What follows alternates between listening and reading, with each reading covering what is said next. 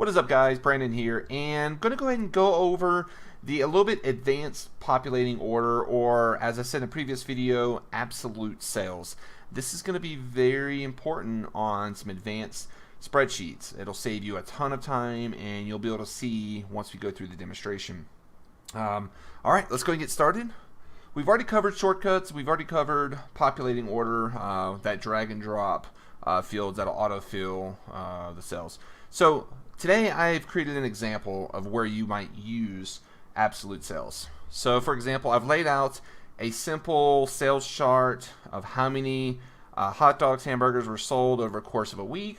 So for example, on Monday, this company X sold 20 hot dogs. We have a little menu price down here, so this is kind of our key.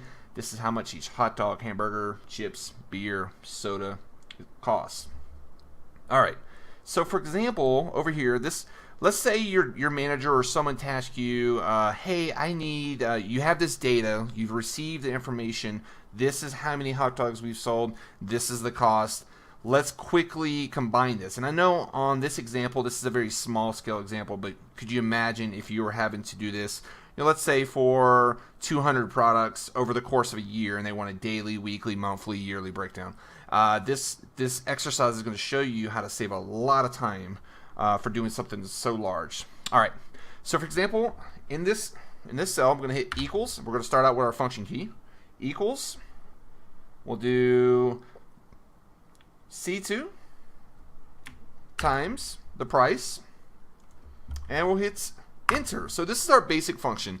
20 hot dogs times the cost. That's how much money we made that day, or that's how much money hot dogs generated for our business. All right. So now to take it to the next step, so I want to be able to auto-populate this right here and then be able to drag across here. See, I can't do that currently with the formula I have set up, and that's where absolute sales come in. And it's that horizontal drag or populating order that's actually going to be very beneficial. So we'll go ahead and Control Z. All right, so in this formula, we're going up to the function bar up here, and on the cell E9, we want to make it absolute. And if you hit F4, if you have E9 for this example, hit F4, and if you look up there, you'll see two dollar signs. It automatically makes the column locked and the row locked. So the dollar sign is going to basically signify that that portion is locked or made absolute. So if I hit F4 again, you see that now there's no dollar sign in front of the E. So that means the column is unlocked and the row is locked. But what we want is we want the row to be locked. Actually, we want the column to be locked so that when we drag, it does not change the column, but it does go up and down. And you'll see that shortly. All right, so we'll go ahead and enter. All right, so what I'm going to do is I'm going to go ahead and auto-populate the column right here. And what it's done is it's vertically gone over here. And so the formula here, as you can see, C3, E has stayed the same, but it's gone down a row. So now hamburgers match the price of the hamburger. Chips match the price of the chips in the formula. So C4. So by populating, it's also gone over here for the first cell. Let's start with the original formula. C2 times E9. So C2, when we go down a row, it's going to go C3, C4, C5, C6. The other cell, E9, typically would go E9, E10, E11, E12. And without the absolute value, this would still have worked. But it's in this case right here where we go horizontally, because we're going to be going left to right, and we want that column, the price that's in our formula, to stay the same. So by me dragging this over here, it automatically updates. As you can see, the column E is staying the same, and all of these, the price is staying the same. But the only thing that changes, the only thing that's dynamic in this formula is the quantity, and then it's going from day to day up here. And as you can see, I've already set up some totals. So for example, as you can see, just to show you, if I delete this, just how quick this takes. So we'll go enter, we'll go here,